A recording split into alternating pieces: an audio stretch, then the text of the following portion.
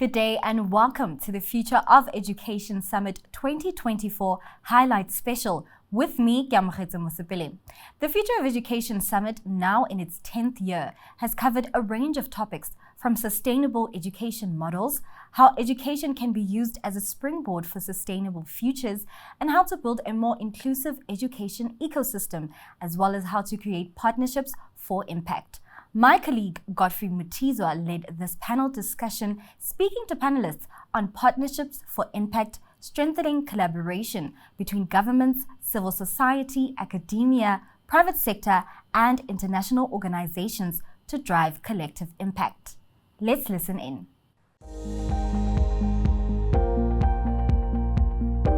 The panelists are Prof. Ama Kaka, President and Pro-Vice Chancellor at Curtin University, Dubai. Prof. Mark E. Smith, CBE, President and Vice Chancellor at the University of Southampton. Prof. Adam Habib, Vice Chancellor, SOAS University of London. And Sneha Shah, Board Member at the African Leadership Foundation and Education Development Center.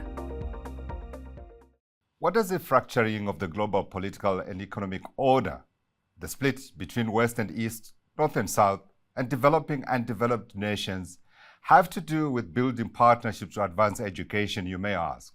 In my humble view, precisely the kind of regression that we don't need, and therefore construction of perhaps the strongest case for building platforms, standards and pathways we need to advance education, from our little speck on Mother Earth among the 200 billion galaxies in our universe. Welcome to the conversation on partnerships for impact, strengthening the collaboration between governments, academic, civil society, private sector, and international organizations. Professors Kaka, Smith, Habib, and Sneha, please make the case for me. Yeah, so good morning, and it's great to be here. So thanks for the opportunity. Clearly, with a kind of global economy now, education has its kind of role to play in that. And I think one of the key things is to have differentiated models of partnership. And we can talk to some of the issues that Professor Habib has rightly raised. But I also want to kind of emphasize the point about partnership locally, because universities, particularly global universities, can often look past their local communities, and playing a role with the local community is a key partnership as well. And therefore, partnership starts at home, really. And one thing that's happened to many UK universities, particularly regional UK universities, like my own at Southampton, is that it's been in a place where it's got much closer to local government in recent years. Because you could argue that a global university is effectively considering the kind of breadth of its activities across the world. But if it's not seen to play and value and be of value to the local community that it interacts with on a daily basis, that's a very shaky place to start with. And UK universities have got very much better at that. And therefore, I think that's a place to start. And then going back to the point about being kind of looking at partnerships globally, clearly, coming to the UK for an education is very expensive. But one of the things that we need to do is we need to think about what the in-country offering that we can offer from a university like Southampton would be, that's at a very much more equitable price. And that's something that many universities are thinking about more carefully. And it's to kind of export that, but export it in the local context, because delivering something always has to have that local context, and that's what partnership is about. Sure. Thanks for that, Professor Smith. Now, I'm not too sure what to say, Professor Kaka, given you are somewhere in the middle. So I don't know whether we still speak about the North and the South, or we still maybe just say Middle Earth. Your opening thoughts? No, absolutely. I totally agree with Professor Smith about actually the power of actually moving education around the world and moving top quality education around the world, and through transnational education and so on. But obviously we are facing global challenges, climate change, social inequalities, and of course the rapid and transformational development in technology, which undoubtedly is having and will have repercussions on the job market, and creating uncertainty around the world. And of course, research and research partnership going to play a major role in addressing these challenges, providing solutions. But I'm a strong believer that the key element there is actually in talent development. Developing the human capital is going to be the key issue really going around and across the globe. So how do we actually develop professionals with the right skills, the right mindset? How do they become good citizens?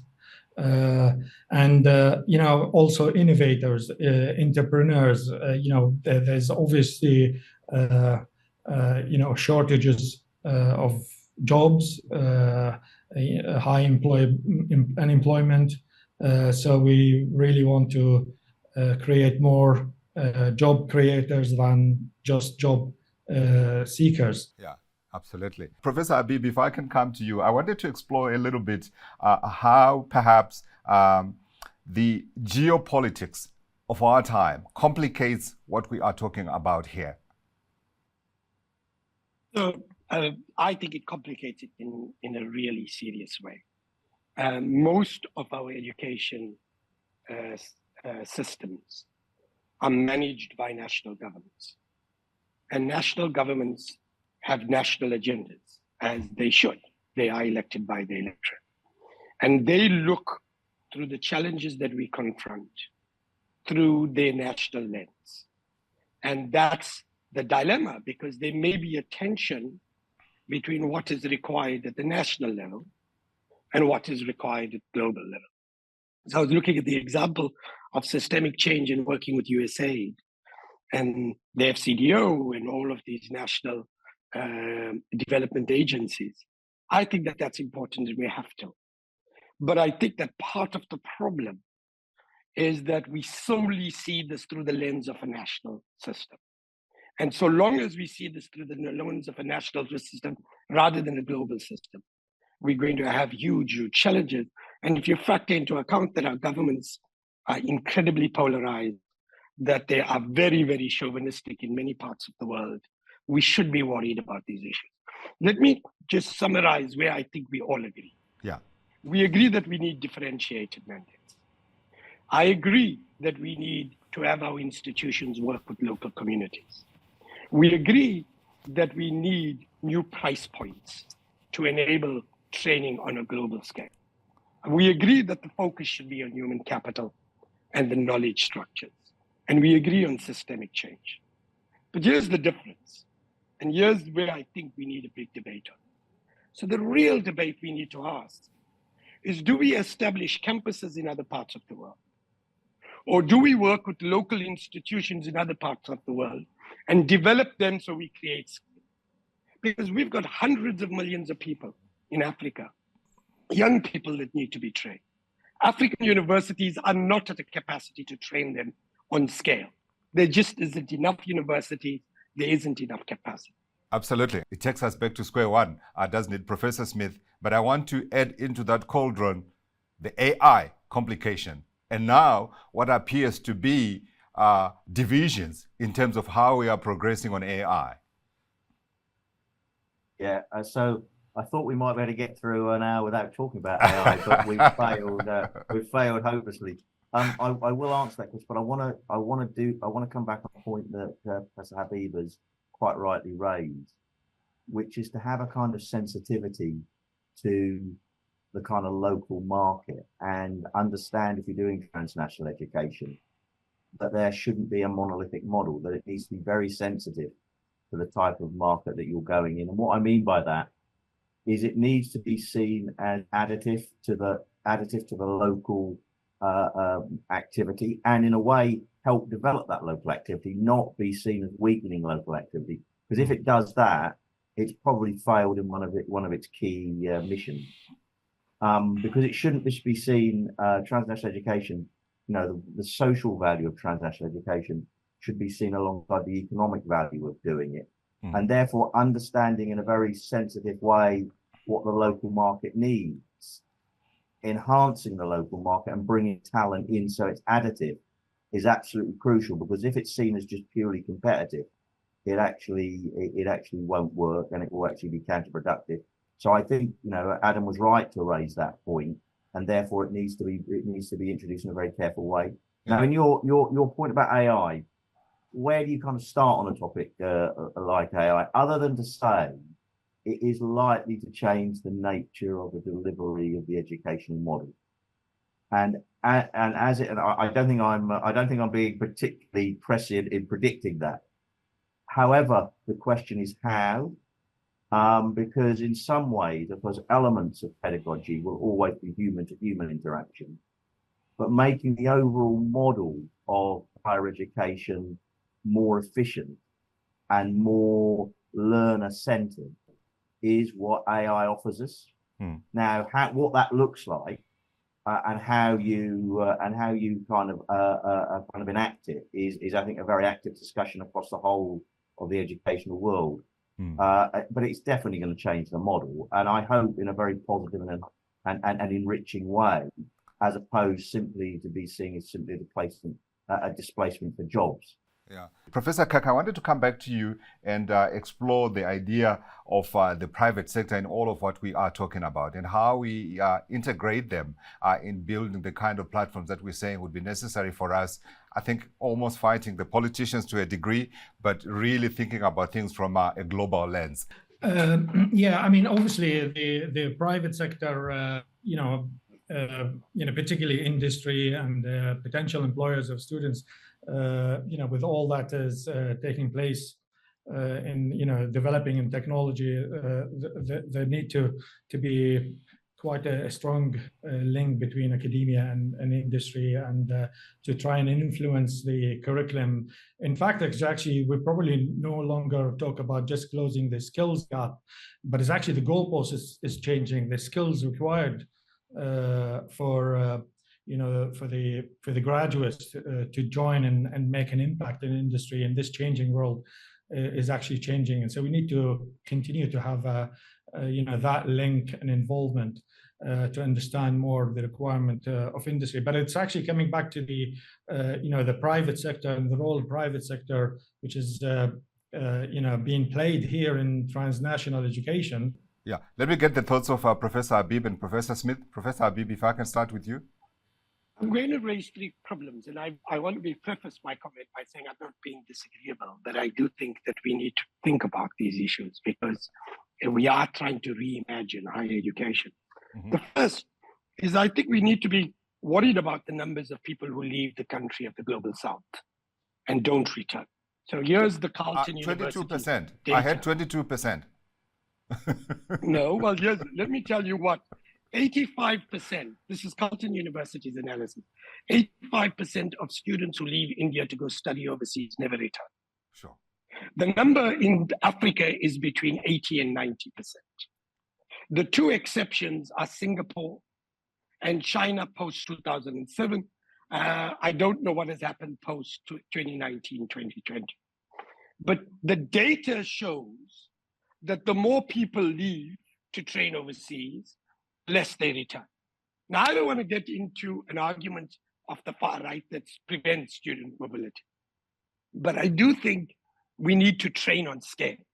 So if we're training hundreds of thousands, we need to train hundreds of millions.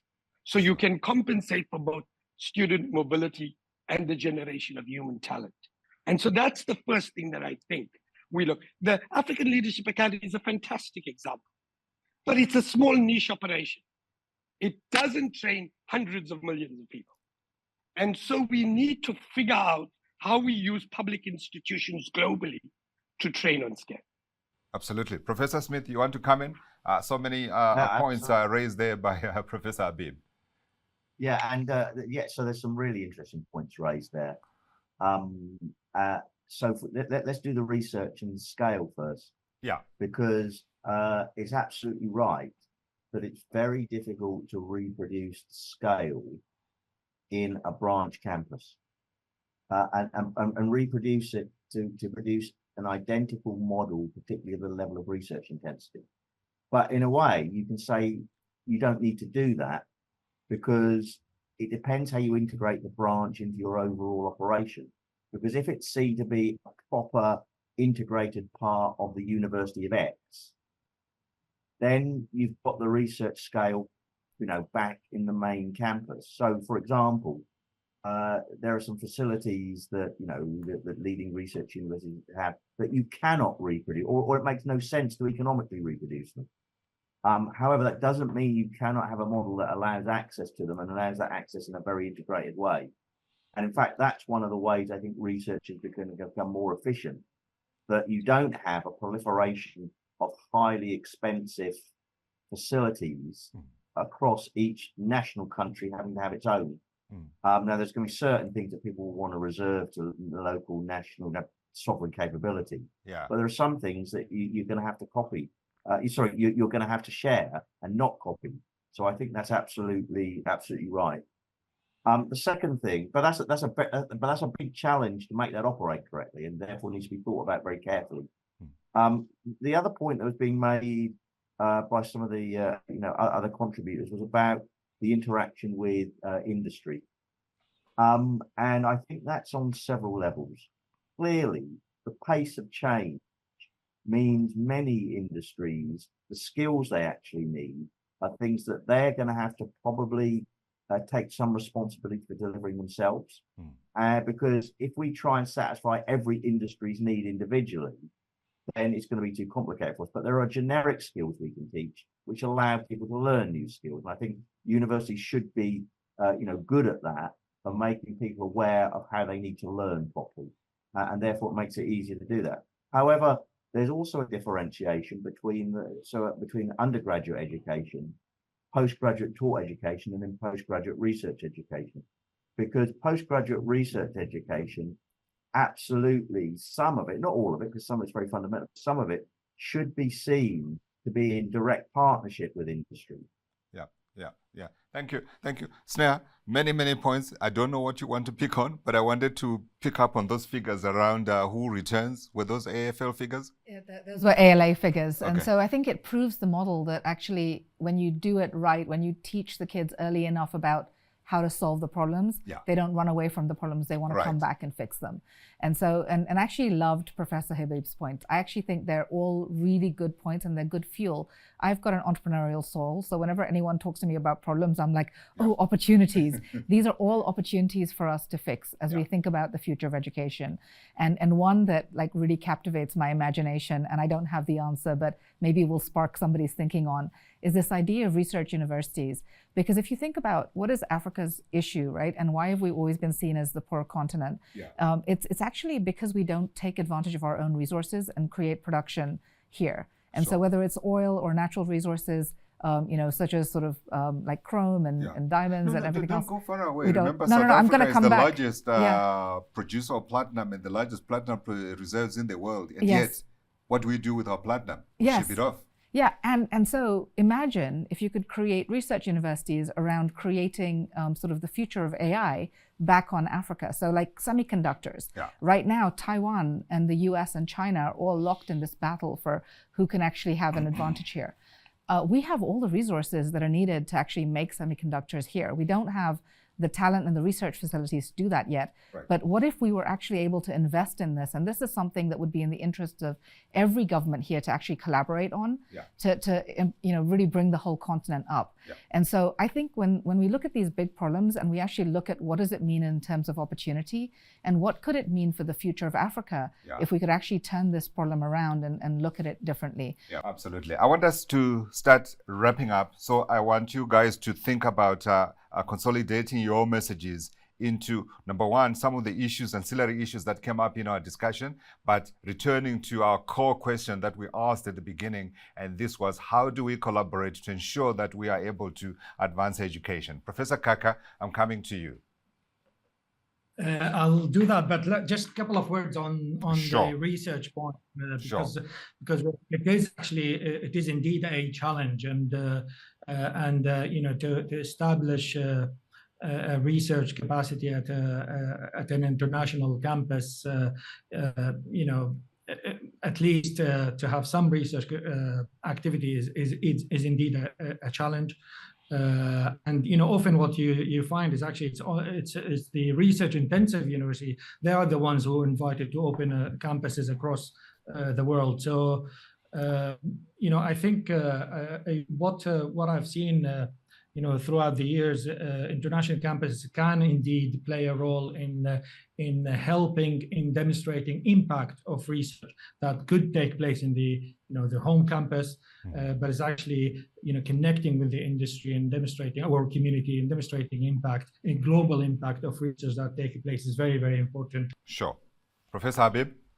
So I think what we have is we all agree on the importance of differentiated mandates. We all agree that we need a multiplicity of models. I think one of the real problems is this conversation is concentrated at national levels, right. And we need to open up a conversation at the global level. I think that partly the universities do so, and some of the private sector does so, but there isn't enough public bodies. I would love a more broader discussion in UNESCO, in the UN, about how to harness national governments' agendas to create a global platform of learning, to create an alignment of synergies and strategies to do that. And this is not sufficiently loud. And thirdly, as I would love some global, multiplicity of global private sector institutions enter this market, because we need some disruption, positive disruption, I mean. And frankly, we just don't have enough of it to get new business models of higher education playing out on a global platform. Professor Smith? Yeah, so I think going back to what this whole session's about, it's about partnership. And I think one of the things to reflect on is why you work in partnership. You work in partnership because you can do things that you couldn't otherwise do alone or singly. And that requires, I think, a lot of careful thinking about why you enter partnership. And I think it's absolutely clear that there are many challenges that sometimes it might be better to walk away from and say, it's too complicated. But I don't think that's the right thing to do, because all the partnerships I've ever been involved in, even the ones which have been difficult, have actually been enriching, and they've taught us more about our organization and what our organization needs to do itself to become a better organization. So I think, wanting to do research in partnership or education in a TNE model, some of the high level challenges that Professor Habib has set us, I think, are really exciting. But they can only be delivered through partnership. They cannot be delivered. And that means partnership between governments. It means partnership between different parts of society within those, and then it means cross-boundary things. So I think it should be wanting to enter partnership for a positive outcome that ends up as a win-win. Because too many partnerships are entered into, in my opinion, too many partnerships are entered into by saying, what do I get out of this? Now, clearly you've got benefit, but if that's the only reason you're going into them, then I think you're starting from the wrong place. And integration of the private sector collaboration in itself on its own, or with national governments, or with national universities. How do you see that? Well, I think that all types of things need to be tried, but I would say that the important words that we use, I absolutely buy into, which is positive disruption, because you can get some systems, higher education systems, underperform, and they underperform because there isn't sufficient challenge. You could also say there isn't sufficient resource, but you can always normalize for resource. And I think one of the questions that makes a system work, why has the US system been so successful? The US system has been so successful for such a period because it has public institutions, it has private institutions that are for profit, and it has private institutions that are not for profit. And it has there are some examples of working with industry, in a very integrated way. And I think it's the multiplicity of solutions Absolutely. And I also heard the word UNESCO, which we didn't develop far enough. Sneha, you have the last word.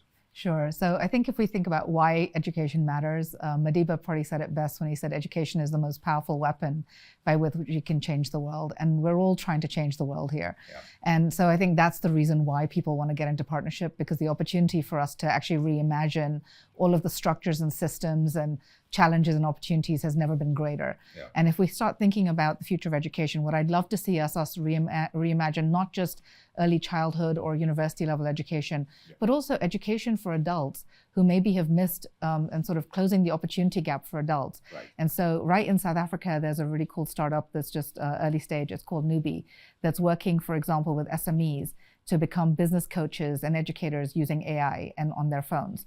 And so actually, if we can start closing that gap and help SMEs become much more successful on the continent and educate them that way. There's also another startup called Chisel right here in South Africa that's coaching students. And so that if they don't have a great teacher at school, they don't have great access, they can get coaching through an app. Sure. And so if we can start using some of those solutions and start reimagining how we think about delivering education, I think we could be onto something amazing. And then we will actually change the world. So many insights, very little time, unfortunately. That's where we have to leave this conversation for now. Partnerships for impact, strengthening the collaboration between governments, academics, civil society, private sector, and international organizations. Once again, let me thank my guests in the studio with me, Sneha Shah, board member, African Leadership Foundation and Development Center, Professor Amar Kaka, President and Pro-Vice Chancellor at Curtin University, Dubai, Professor Mark Smith, President and Vice Chancellor, University of Southampton, sir, thank you, and Professor Adam Habib, Vice Chancellor, SOAS. Let me not forget that he is an African son who is sitting somewhere in London. Thank you all very much for your time and for listening. Goodbye. Thank you, Godfrey, Mutizwa, and panelists for that insightful conversation. This reflects just one of the many conversations we have covered on the Future of Education Summit 2024, from sustainable education models and community engagement to technological advances and ethical uses of technology. However, this brings this broadcast of the Future of Education Summit 2024 Highlights Special to a close. For more content like this, you can have a look at our CNBC Africa website at www.cnbcafrica.com or go over to our YouTube channel. From me, Godfrey, it's goodbye for now. Until next time.